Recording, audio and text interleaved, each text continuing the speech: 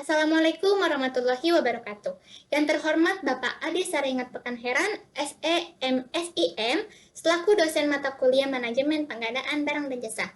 Kami dari kelompok 3 ingin menyampaikan materi tentang manajemen pengadaan barang dan jasa. Adapun kelompok kami yaitu ada Afla Salmahasti, Elsa Juwita Tambunan, Nadia Friska Amelia, dan Wulan Pratiwi. Video ini dibuat untuk memenuhi ujian tengah semester. Baik, langsung saja saya akan menyampaikan pokok pembahasan. Yang pertama, kami akan membahas pengertian pengadaan barang dan jasa. Yang kedua, kami akan menyampaikan ruang lingkup pengadaan barang dan jasa, dan yang terakhir, prinsip strategi pengadaan barang dan jasa. Materi pertama akan dibacakan oleh Nadia. Kepada Nadia dipersilahkan. Baik, terima kasih moderator. Nah, yang pertama di sini ada pengertian pengadaan. Pengadaan menurut Wikipedia. Nah, pengadaan ini adalah proses mencari atau menyetujui persyaratan dan pembelian barang, jasa, atau pekerjaan lain dari sumber eksternal, seringkali dengan menggunakan proses tender atau penawaran kompetitif. Istilah ini juga dapat merujuk pada kewajiban kontrak untuk mengadakan, yaitu untuk memastikan bahwa sesuatu telah dilakukan. Pengadaan sebagai suatu proses organisasi dimaksudkan untuk memastikan bahwa pembeli menerima barang, jasa, atau pekerjaan dengan harga terbaik ketika aspek-aspek seperti kualitas, kuantitas, waktu, dan lokasi dibandingkan. Perusahaan dan badan publik seringkali didefinisikan proses yang dimaksudkan untuk mendorong persaingan yang adil dan terbuka. Dalam bisnis mereka sekaligus meminimalkan risiko seperti paparan terhadap penipuan dan kolusi. Dan di sini ada pengertian pengadaan menurut KBBI. Menurut KBBI atau Kamus Besar Bahasa Indonesia, pengadaan berasal dari kata ada dengan ditambahkan imbuhan pe di awal dan an di akhir. Sehingga dapat diartikan bahwa pengadaan merupakan proses atau perbuatan dengan menjadikan sesuatu yang tadinya tidak ada menjadi sesuatu yang berwujud atau ada. Nah, berdasarkan Peraturan Presiden Nomor 12 Tahun 2021 tentang perubahan atas Peraturan Presiden 16 Tahun 2018, pengadaan barang atau jasa adalah kegiatan pengadaan barang atau jasa oleh kementerian, lembaga, perangkat daerah yang dibiayai oleh APBN atau APBD. Yang prosesnya mulai dari identifikasi kebutuhan sampai dengan serah terima hasil pekerjaan. Lalu, ada pengadaan berdasarkan para ahli. Yang pertama di sini ada menurut Siahaya 2016.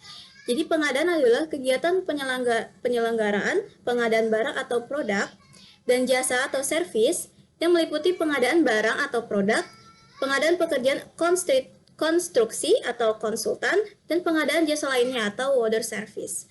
Lalu menurut Hertin Indira Uttojum tahun 2019, pengadaan barang dan jasa adalah siklus tahapan mulai dari proses pencatatan master data, permintaan pembelian, pemilihan vendor, proses pembelian, monitoring, order pembelian, penerimaan barang atau jasa, verifikasi invoice oleh bagian finance sebagai referensi pembayaran sampai dengan reporting pada bagian pembukuan dengan menggunakan sistem yang terintegrasi.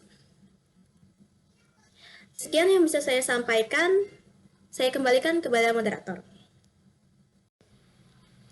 Baik, selanjutnya saya akan menjelaskan tentang ruang lingkup manajemen pengadaan barang dan jasa.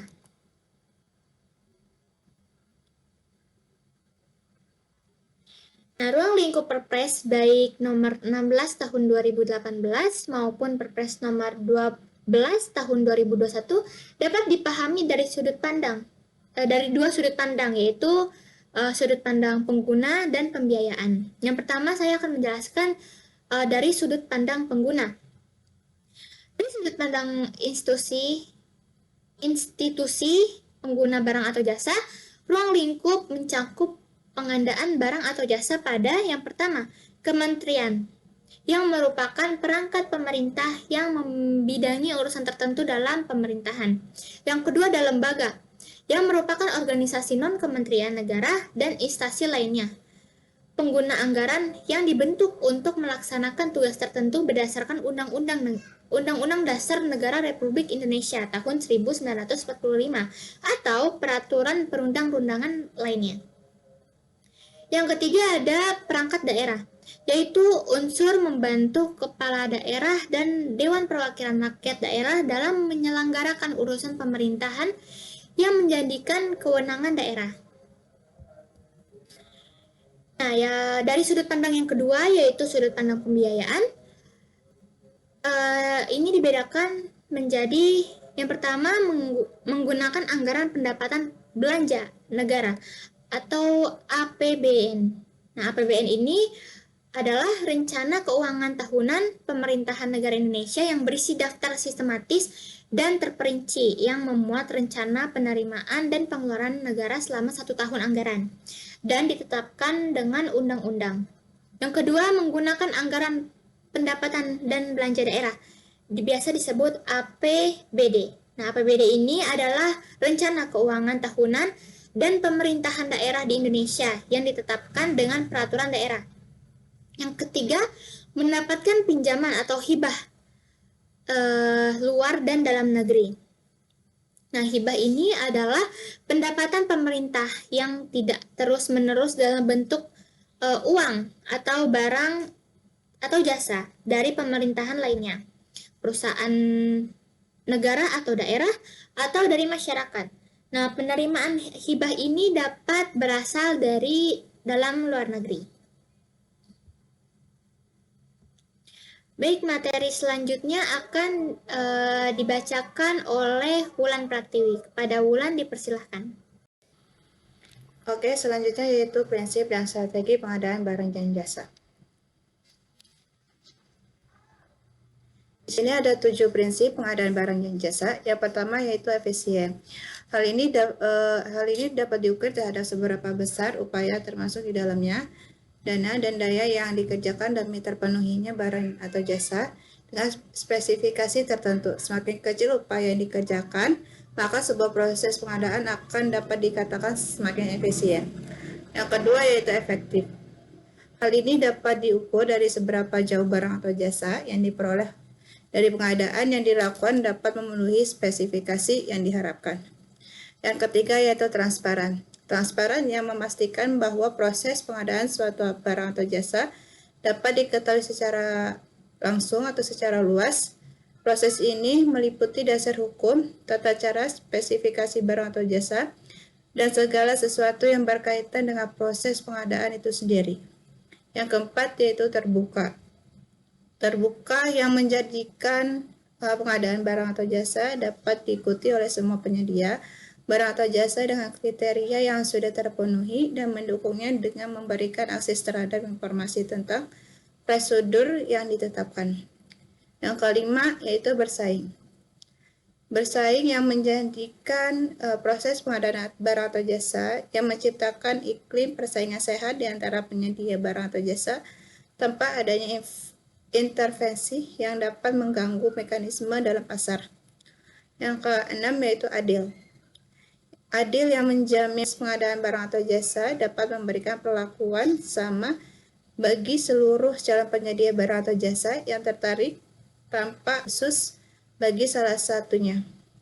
Yang terakhir, akuntabel yang memastikan bahwa proses pengadaan barang atau jasa dapat dipertanggungjawabkan sesuai dengan aturan dan ketentuan yang berlaku. Baik, materi selanjutnya yaitu strategi pengadaan barang dan jasa. Di sini ada 3 strategi pengadaan barang dan jasa. Yang pertama, analisis pengadaan barang dan jasa, yaitu proses mengidentifikasi, mengumpulkan, dan menganalisis informasi yang relevan dengan pengadaan barang dan jasa, seperti kebutuhan, anggaran, spesifikasi, pasar, penyedia, metode, dan regulasi. Yang kedua, ada perumusan strategi pengadaan barang dan jasa, yaitu proses penyusun rencana aksi yang terdiri dari tujuan, sasaran, langkah-langkah, jadwal, dan sumber daya yang dibutuhkan untuk melaksanakan pengadaan barang dan jasa. Yang ketiga, ada implementasi strategi pengadaan barang dan jasa, yaitu proses melaksanakan rencana aksi yang telah disusun sesuai dengan prosedur etika, kebijakan, dan prinsip pengadaan barang dan jasa. Implementasi strategi pengadaan barang dan jasa bertujuan untuk mencapai tujuan pengadaan barang dan jasa, yaitu menghasilkan barang dan jasa yang tepat kualitas, kuantitas, waktu, sumber, dan harga berdasarkan aturan transparansi, akuntabilitas, dan kompetensi. Sekian dari saya kembalikan kepada moderator. Baik, selanjutnya saya akan menyampaikan kesimpulan pada materi ini. Kesimpulannya adalah, pengadaan barang dan jasa merupakan salah satu kegiatan yang diadakan oleh penyedia yang digunakan untuk memenuhi serta mendapatkan segala sesuatu benda, baik benda bergerak maupun benda tidak bergerak, yang dapat diperdagangkan, dipakai, dipergunakan, atau dimanfaatkan oleh pengguna. Barang menjadi bagian terpenting di dalam pemenuhan kebutuhan setiap instansi pemerintahan. Pada pelaksanaan pengadaan barang dan jasa juga ditemui berbagai kendala yang dihadapi. Baik, terima kasih. Itu saja materi yang bisa kami sampaikan. Kurang lebihnya mohon maaf. Wassalamualaikum warahmatullahi wabarakatuh.